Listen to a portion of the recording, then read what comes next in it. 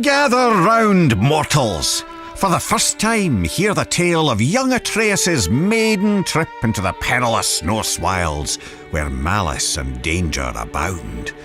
Attempting to help a vulnerable creature, the boy wandered out beyond his protected woods alone. But I can't tell the whole story here, can I? You'll have to step inside.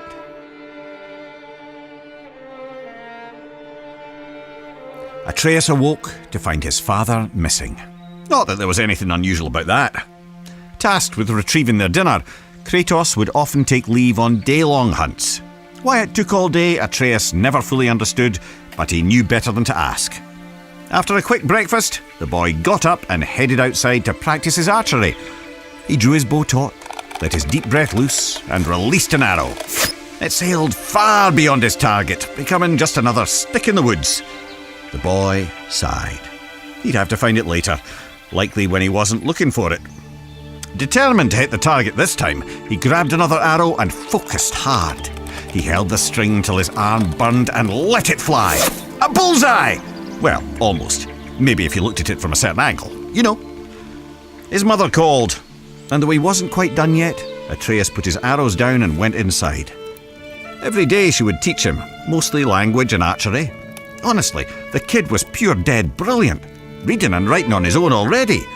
Today she gave him a lesson he was especially excited about. The creatures of the Norse wilds. Berserkers, trolls, witches, and even the undead. After answering her son's many questions, Atreus' mother sent him back out. He fired a few arrows, missing with most of them. He wasn't a bad archer, really, but he wasn't easy on himself either. Frustrated, the little bairn sulked off into the woods.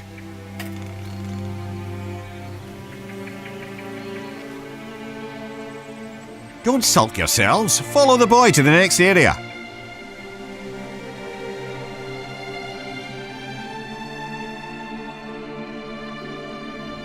Atreus climbed up and sat cradled in the branches of one of his favourite trees. On days like this, he liked to close his eyes, listen to the forest, and let his mind wander. This kind of solitude never felt lonely to him, perhaps because he could hear things others could not.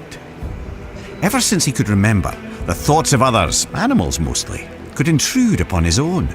He couldn't much control it, and he didn't tell his mother or father of it, but it only added to the boy's absolute captivation with what adventure might lie past his all too familiar woods. As Atreus craned his head in an attempt to hear even farther, a desperate cry for help crept in at the edges of his mind. Not a whisper in his ears, but rather a shout inside his skull.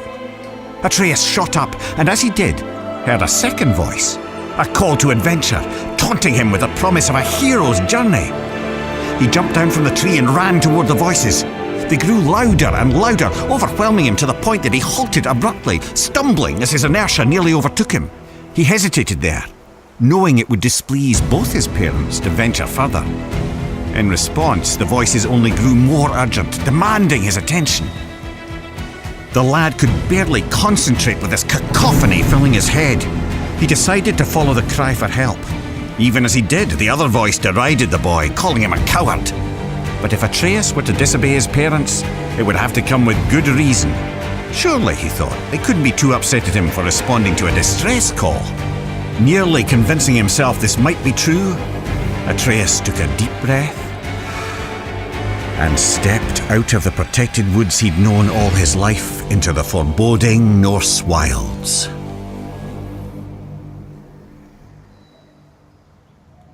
Delve deeper into the woods, unless, of course, you're too frightened.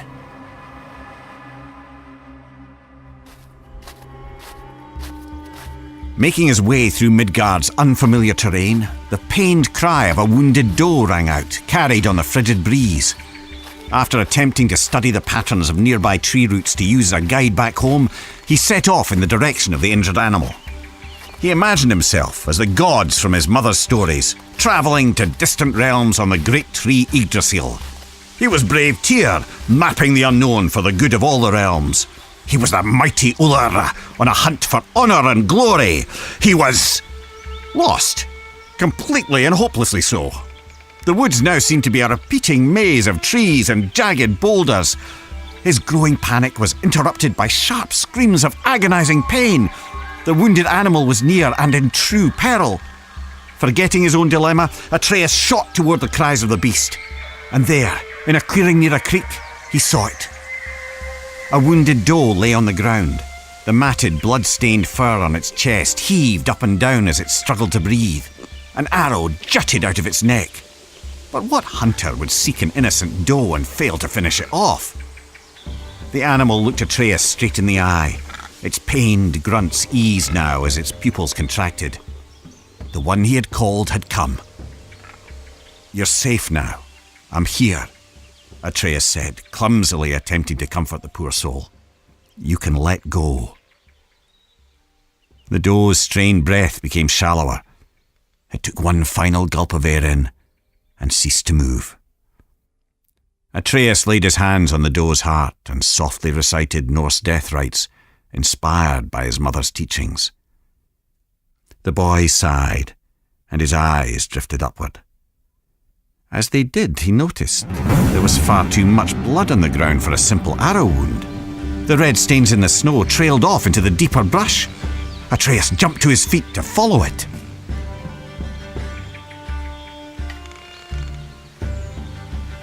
What horrors await at the end of the trail of blood?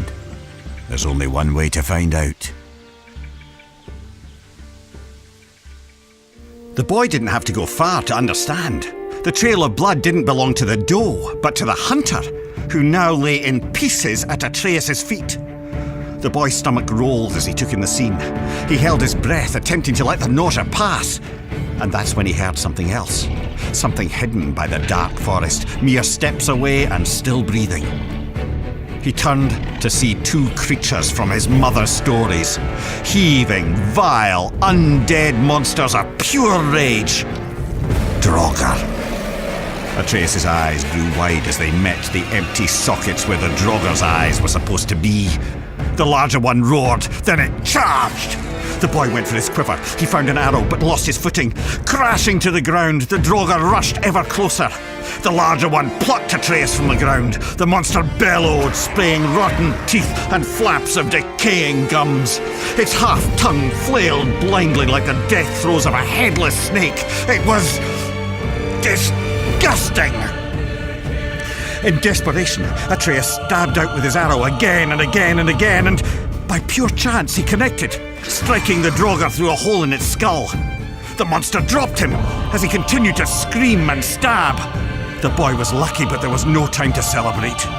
As the second Draugr raised his blade, Atreus shot an arrow. It exploded against the Draugr's sword, shattering it to pieces. Quicker than the boy could react, a shard of the blade sliced into his arm. He yelled out in torturous pain. But as the Draugr drew in for the final kill, Atreus wasn't afraid anymore. He was angry. The blinding pain turned to white-hot rage as his ears pounded. His vision glazed to pure red. As the creature bellowed with fury, so did Atreus. Two warriors with nothing left but anger and pain. The last thing the boy saw before the world went black was a ghostly white hand grabbing the Draugr by its throat.